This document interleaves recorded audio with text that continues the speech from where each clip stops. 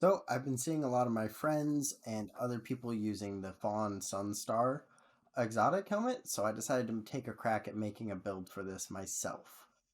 For the exotic of choice is obviously Fallen Sunstar, and for my armor mods, since I'm running double special, I put on Special Ammo Finder, Ashes to Assets, Firepower, Fastball, Bolstering Detonation. For whenever I throw out a grenade, I'm regenerating some extra class ability energy. You can go for arc reserves for your arc weapons, or whatever resist matches the enemy types that you are facing.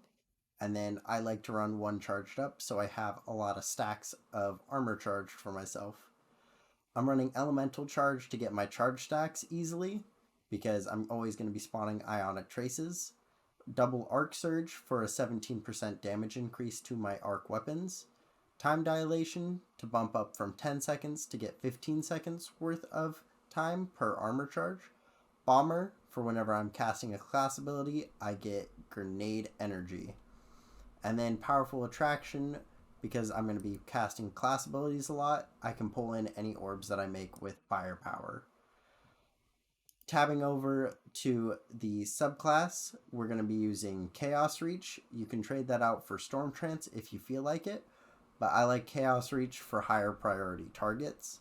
I'm using Spark of Shock and Spark of Ions to pair together, where I get my grenades to jolt, and defeating jolted targets creates ionic traces.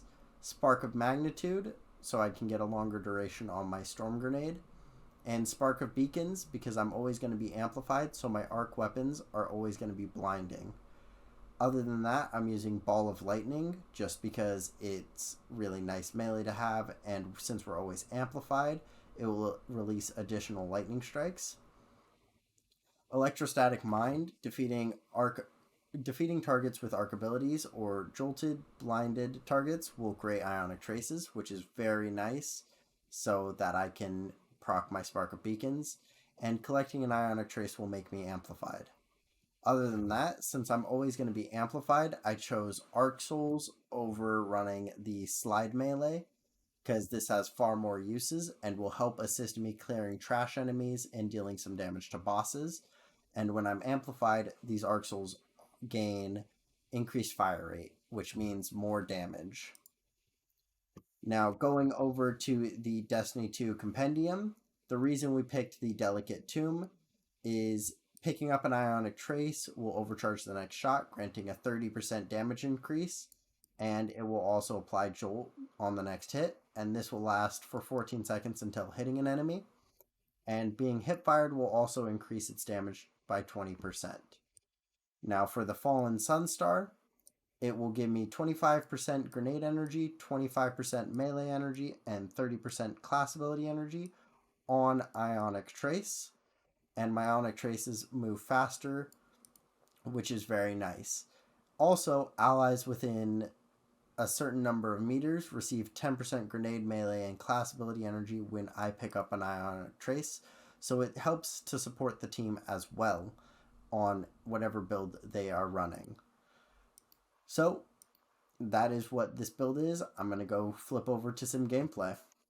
Getting into the gameplay loop, you really want to use your Delicate Tomb for higher priority targets like Majors and Elites and mini bosses, and all your other abilities for trash enemies and a little chunkier enemies if you throw your grenade on them.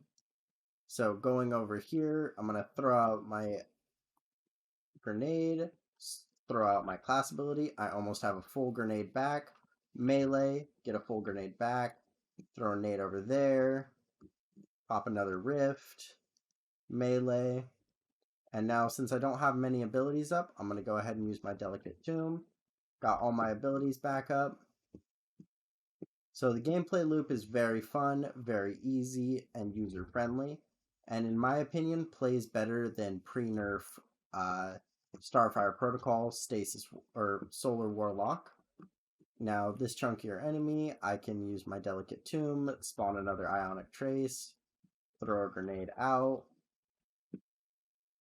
and let my Arc Souls kill all the other trash enemies that I need to deal with. Over here, get another ionic trace, throw another grenade. So overall, I'm going to be using this build a lot more and exploring how I can improve upon it, because this is only my first couple of minutes using this build and exploring this build. This was more so a theorycraft build that I came up with just because I was like, well, I've been seeing people run this, so I might as well give it a try and make my own version of this build. Ooh, that was a lot of damage. But if you enjoyed it and you like this build, please leave a like, comment, and sub. That would be much appreciated. And if you have any improvements to this build, please let me know down in the comment section below so that I can improve upon this build and continue playing with it. I've been Delta, and I'll see you guys in the next video.